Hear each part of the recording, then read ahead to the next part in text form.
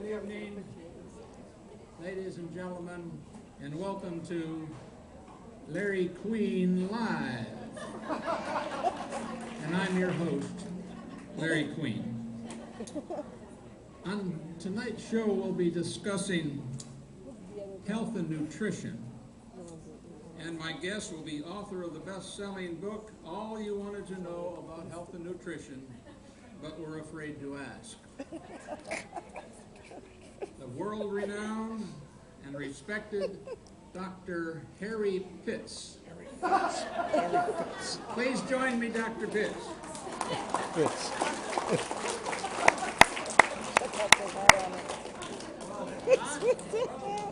That's funny, I was thinking about.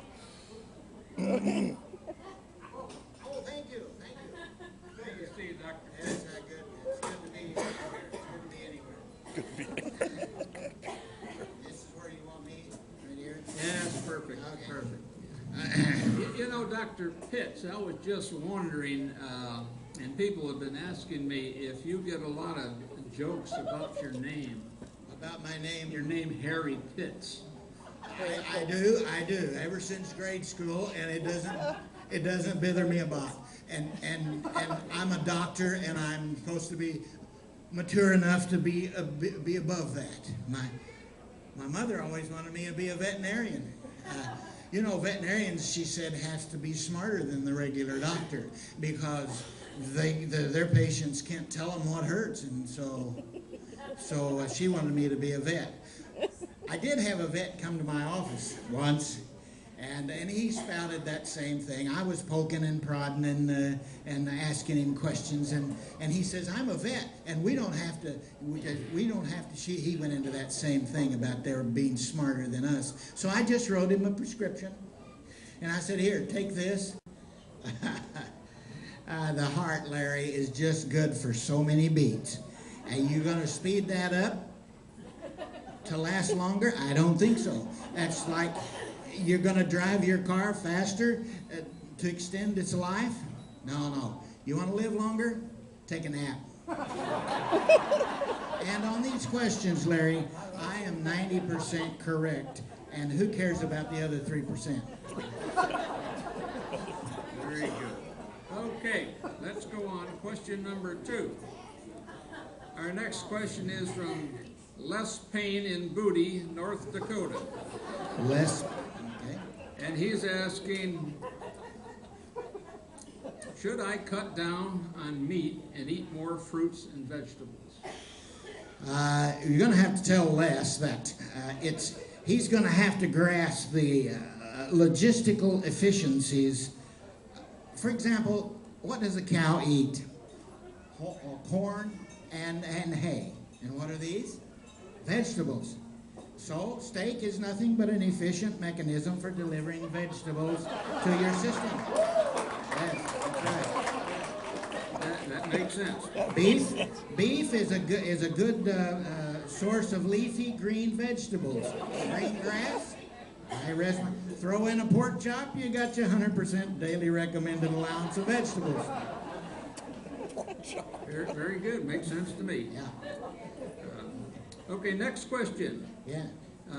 This is from Owen Moore of Owing Mills, Maryland. How can I calculate my body fat ratio? Body fat. Oh, one more thing I forgot on meat. Red meat is not bad for you. Fuzzy green meat is bad for you.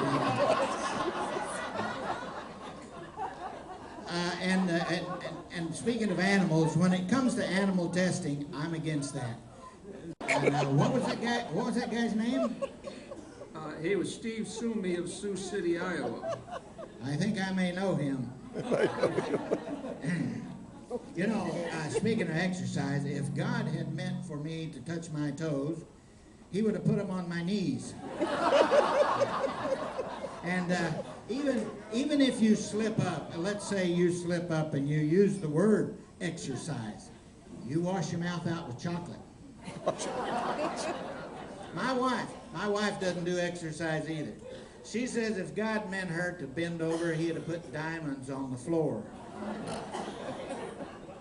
All right, think we can scratch that one, don't you, Larry? Okay, next question. This is from B. Greasy of Oiltown, Pennsylvania. Be greasy. She wants to know, are fried foods bad for you? Before we get to fried foods, Larry, let me go back to exercise just a little bit. Exercise, you're just going to die healthier. That's all that is, and it's a big problem. Exercise is a big problem. My mother, she's 94 years old now. When she was 60, she began walking 5 miles a day, and now nobody knows where the heck she is.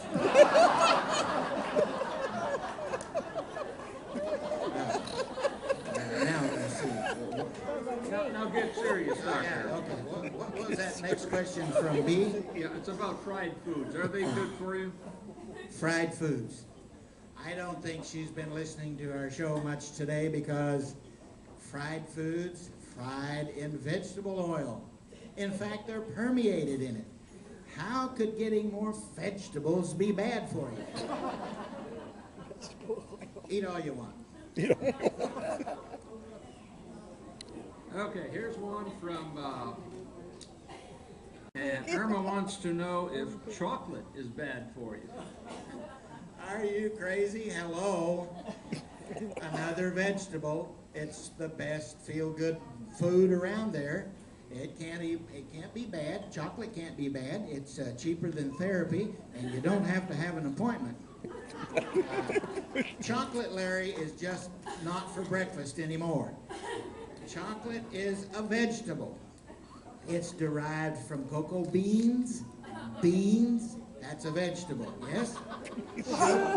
Sugar, that comes from sugar cane or sugar beets, more vegetables. Those are plants. Chocolate is a vegetable. I think we all need to say that together. Chocolate is a vegetable. One step further. Chocolate candy bars. They got milk in them. Well, there's your dairy product. We're talking health food here. We're talking we want to be healthy. Eating chocolate. And let's don't forget those chocolate-covered raisins and cherries and orange slices and strawberries. And we're talking fruit there. Fruit and vegetables. Fruit and vegetables. Who says chocolate's not a food group? It's good for you. Eat all you want. Doctor, do you eat much chocolate? I just having a candy bar here, my ration of vegetables for today.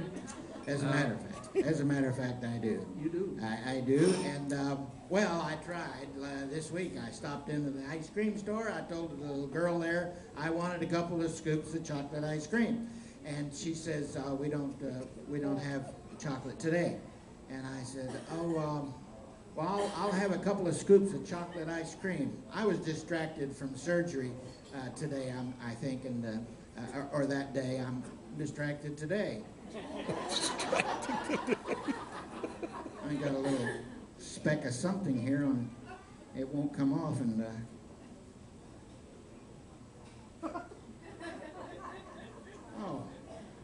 little groups around, do you? Nobody wants to quit. Give you that one. Where's the camera, Larry? I want to look at the camera. Okay, thank you. Okay, our next caller wants to know, her name is Frida Fish from Lakeview, New York. And since she lives on the lake, she wants to know, is swimming good for your figure? Short answer, Larry. If swimming's good for your figure, explain to me whales. Whales. Yeah.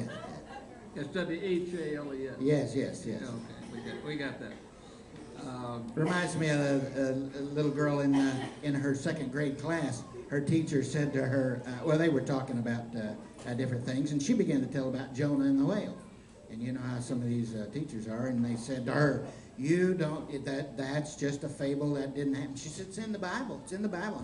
Teacher said, it is impossible because of the way, a whale is a big animal, yes, but it's impossible to swallow a whole man, and yada, yada, yada, and